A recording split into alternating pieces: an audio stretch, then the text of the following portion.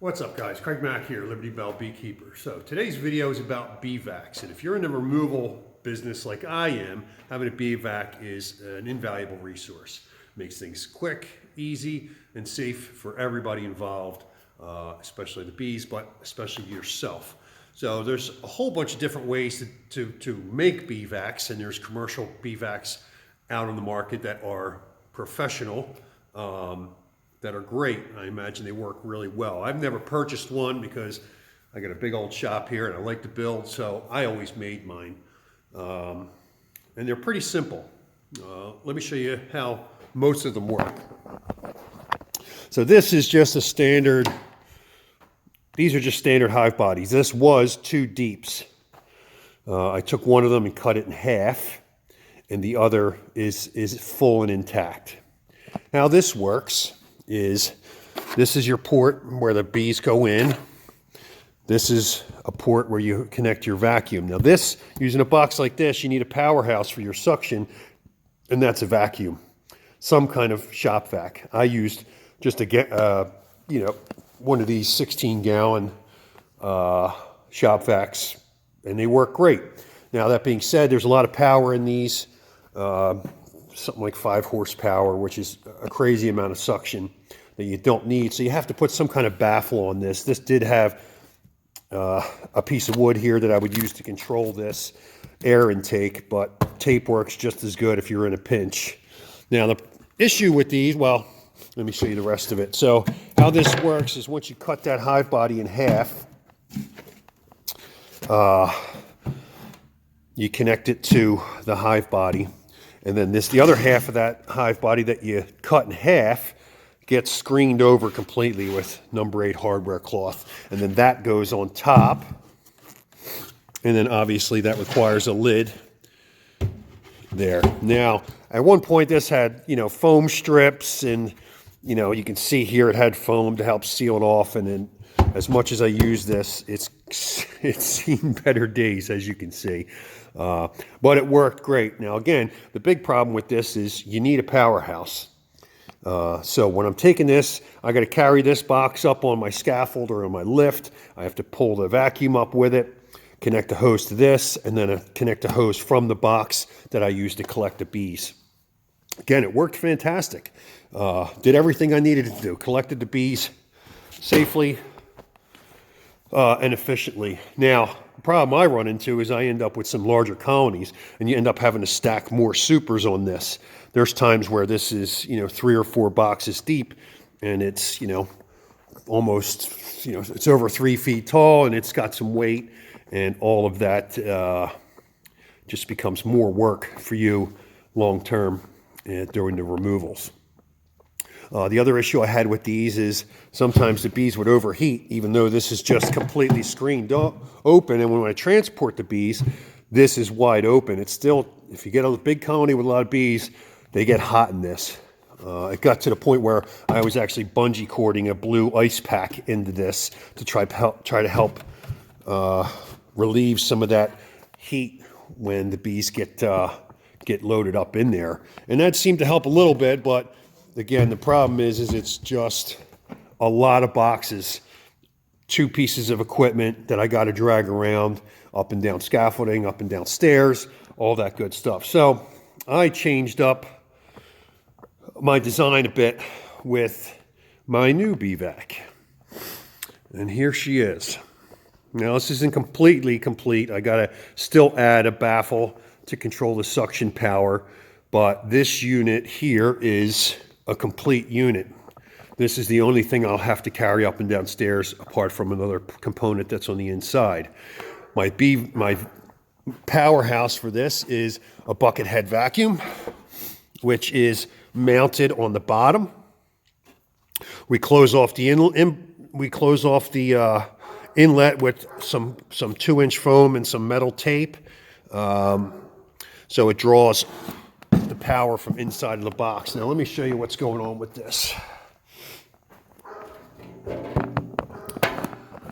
Okay, let me get this a little bit closer. We can work with it like this. Okay, that looks pretty good. So how this works is this is my inlet. This would be my hose that I collect the bees with. It's a nice 10-foot hose. It is corrugated, but that doesn't bother me so much. I didn't have any issues with the bees being beat up with these hoses. This is a nice tight corrugation, unlike the heavier hose. This is nice and flexible and works really well. We've got a port in the top that the hose connects to, which I'll never have to disconnect this hose, but I'm just doing it here for purposes of showing you guys how this works. So that hose is going to go in top here. Now this lid is going to lift out, and I'll show you what I did here. So this lid lifts out, and this piece here extends down and inside of the cartridge that actually collects the bees. You'll notice I put a flap on this that's spring-loaded, so when I remove this, it immediately closes this box off. This is my containment cage. So I'm going to pull that out and show you how that works. This is a screened cage. It's screened on 5 sides. The top is solid plywood. And again, this is that mechanism. So when I go to set this up, I'll just pull this back, slip my lid down and in, and the bees will end up being drawn directly into this cage. Now I'm going to make multiple of these cages because I do run into colonies where they're big and I need more space for the bees to be safely transported. So I'm going to make myself up probably 3 or 4 more of these. So in the instance that I run into some big removals, I can simply stop my removal, pull this cage, add the new one, and continue on. And that way the bees are safe, they don't overheat, and there's plenty of room for them. Now oftentimes I'll do splits out of my removals, especially those larger ones, and having these separate cages is perfect because I can then set this cage in front of my hive box and walk away, let the bees transfer themselves. With this one, I had to knock the bees down, pull the lid off, dump them out. It was pretty aggressive for the bees. I'm hoping that this cage cartridge style really helps to eliminate that process, the end process. When you get to the end of your day doing removals, it doesn't end when you drive off the property. You still got to get home, transfer the bees to a box, cut your comb, band it into frames, do all that work. It's probably another additional hour's worth of work once you get done and home for the removals, transferring your bees into the box.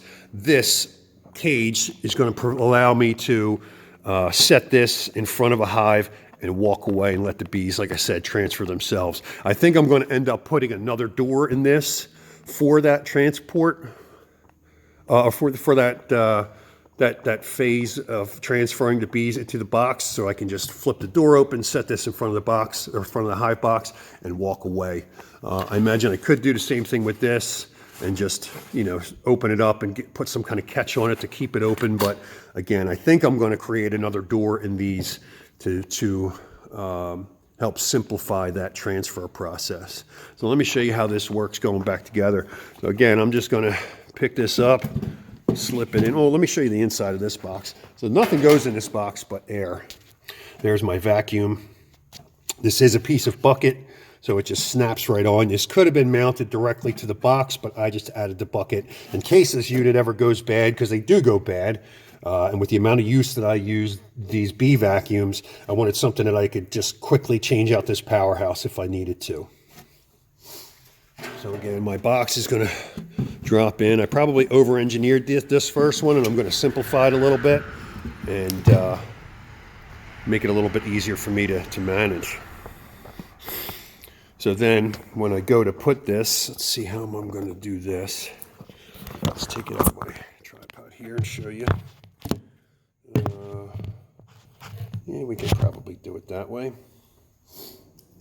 So again, I'll grab my lid, I'll slide my door open, and this part just slips right in, grabs the door, and then this can just slip right in.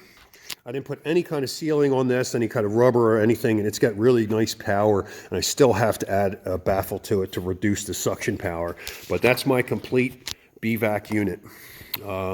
This is just going to make my life a whole lot easier. I don't need to drag around a separate shop vac. Everything's contained in this.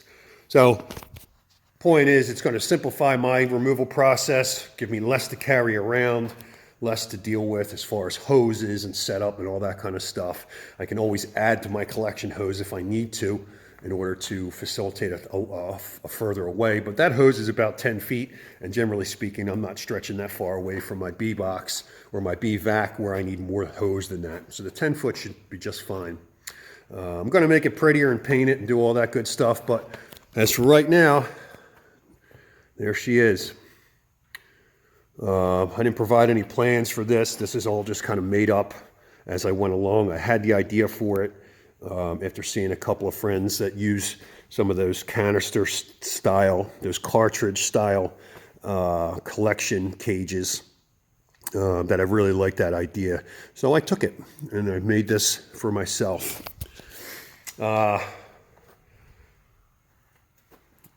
We'll see how it works. I'm going to practice on some of my bees first with it just to make sure everything's good and it's working properly. And I don't have any reservations about it working properly. I think it's going to do just fine.